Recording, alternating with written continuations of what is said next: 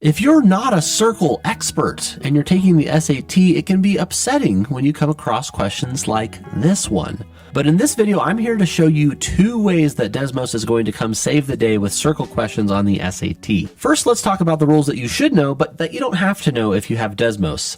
We should know immediately that the center of this circle is 6, 3, and that the radius of this circle is 9. The reason being is that this is actually the proper form for a circle where we have x minus h squared plus y minus k squared equals r squared. And of course, r is going to be our radius. So if 81 squared is the radius, the square root of 81 is 9. And then h and k are going to be the center of the circle. And that's the circle equation. But we don't actually need to know this.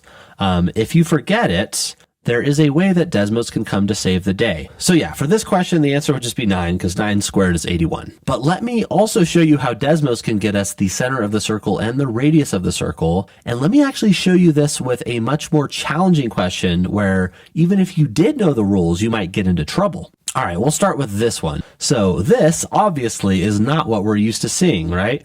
We don't have our, x minus h squared situation going on. So here's what we could do. We pull up Desmos and we're simply going to copy what is written down. Cool. And then as you can see, it's giving us a circle. There it is.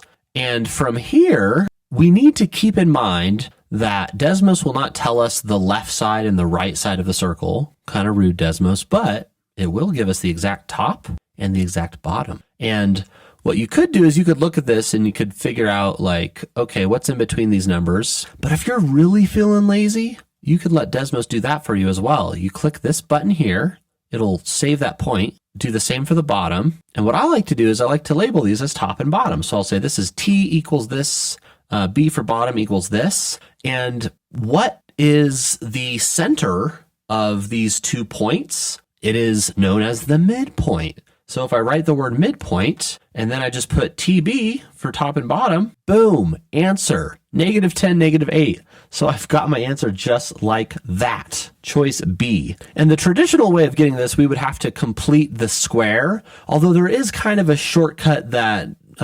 involves the first part of completing the square. Basically, whenever it's in this form, I think it's called expanded form, but basically if it's in this form where you do not have the x minus h squared, what you want to do is you want to take the -half of your coefficients for x and y. So -half of 20 would be -10, -half of 16 would be -8, and that would also be a shortcut to get you your answer. But that would also involve memorizing that trick. So Desmos is cool.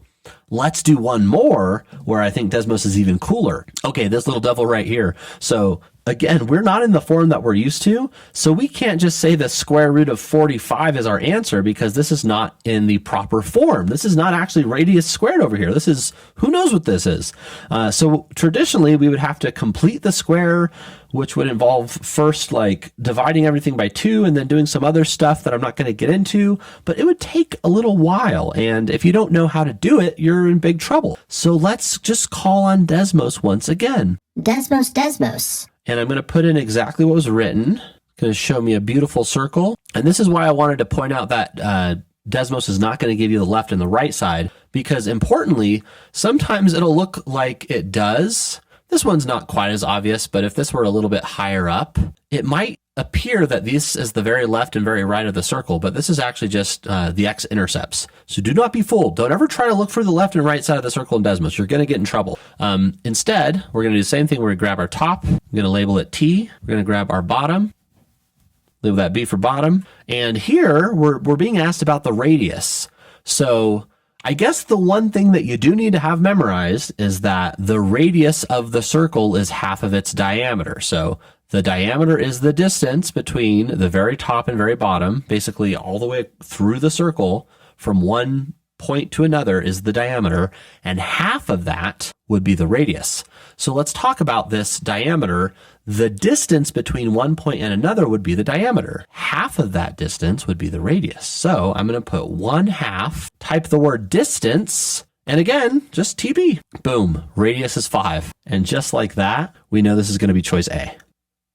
Desmos, very cool. And I actually have a free Desmos crash course for you. So just use the link in the description to get access to that. In that crash course, I go over the most important Desmos strategies to help raise your score as fast as possible. And I do it all in 20 minutes.